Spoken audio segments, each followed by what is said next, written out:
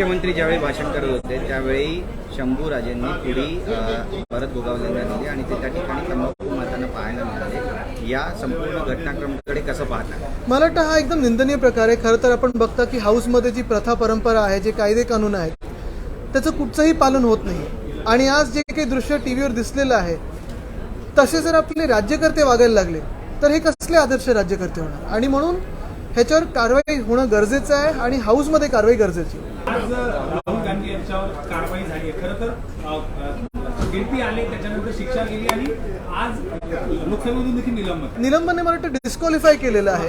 आपण पाहिलं असेल पक्षप्रमुख उद्धवसाहेब ठाकरेंची देखील प्रतिक्रिया आलेली आहे आणि देशात अनेक वेगळ्या वेगळ्या राजकीय नेत्यांची प्रतिक्रिया जशी आलेली आहे तसंच सामान्य नागरिकांचं देखील प्रतिक्रिया येत आहे. सगळ्यांनाच धक्कादायक आहे की अशा एखाद्या केसच्या ह्याच्यानंतर तातडीने एवढं डिस्क्वालिफाय करणं हे गरजेचं होतं का? म्हणजे त्यांनी अपील केलं असेल, त्या अपीलसाठी थांबणं गरजेचं नव्हतं का? आणि मुळात हे आम्ही जे सतत सांगत आलेलो आहे की लोकशाही धोक्यात आहे, आजचं पाऊल हेच दाखवत आहे की लोकशाही संपत चाललेली आहे. जे राहुलजी बोलत असतील किंवा आम्ही सर्व बोलत आलेलो आहोत, मग आपण देखील पत्रकार म्हणून विषय जे घेत आहात की लोकशाही आपल्या देशात धोक्यात आहे, ते प्रूव्ह करणारं आजचं हे पाऊल आहे. नाही, पण भाजपचे नेते म्हणतात की माफी मागितली असती. कन्याकुमारीपासून काश्मीर पर्यंत एक त्यांनी प्रवास केला, चांगला प्रतिसाद आला, सर्व समाजातील घटकांना जोडून घेतलं आणि अशा वेळी लोकसभेत आवाज वाढत असताना अशा पद्धतीने आवाज संपवणं, याला काही दोन्ही जोडून बघा, ज्यांच्या मनात भीती असते आणि ज्यांना आवाज ऐकण्याची सवय नसते अशीच लोक हे अशी पावलं उचलू शकतात आणि तेच आज पाऊल पडलेलं आहे. भाजपचे तुम्ही देखील सामील झाला होता आणि हा सगळा प्रतिसाद पाहता केवळ राजकीय सुडापोटी केलेली कारवाई वाटली. ही कारवाई मी नुसतं राहुल गांधी एवढ्याबद्दल सीमित ठेवणार नाही किंवा एका खासदाराबद्दल सीमित ठेवणार नाही.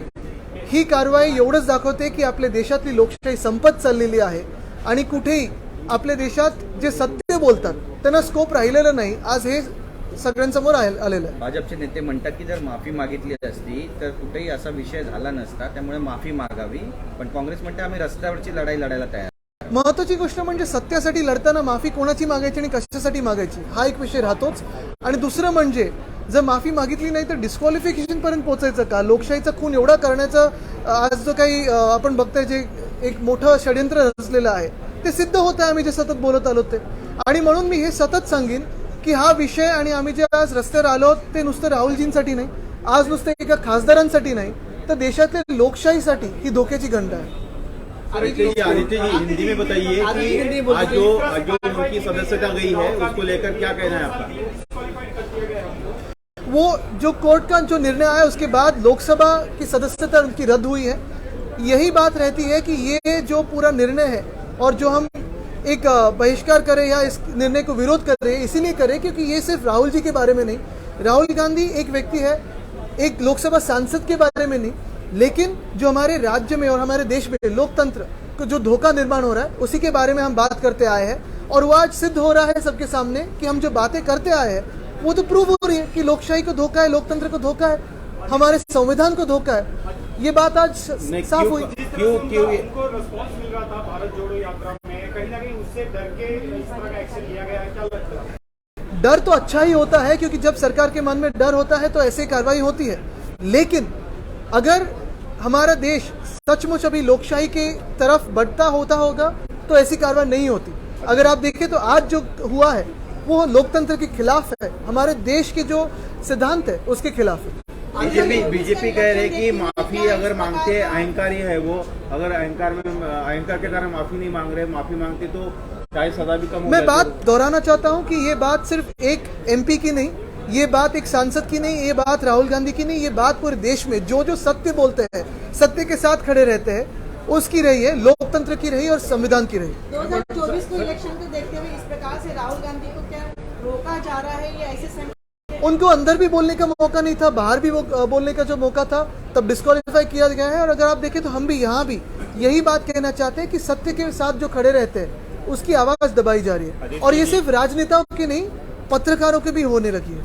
आदित्य जी, कांग्रेस इसको लेकर रास्ते पर उतरेगी, क्या शिवसेना भी शामिल होगी? सबसे अहम बात यही रहती है, जैसे मैंने कहा कि कांग्रेस हो, राष्ट्रवादी कांग्रेस हो, हम हो, महाविकास आघाड़ी यहाँ है, लेकिन पूरे देश में जो भी व्यक्ति सत्य के साथ खड़ा रहना चाहता है, सत्य के लिए लड़ना चाहता है, ये सब के लिए बात समझना जरूरी है कि आज हमारे देश में लोकतंत्र और संविधान को धोखा निर्माण हुआ है, सत्यमेव जयते को धोखा निर्माण हो रहा है, और इसी के लिए मुझे लगता है सभी ने लड़ना जरूरी है। आदि ये राहुल गांधी भी वो क्रिमिनल डिफेमेशन केस था, नॉट अ सिविल वाला। उसमें पहले ये था कि कोई भी अगर उनको सजा होती है तो उनकी संस्था पे खतरा था।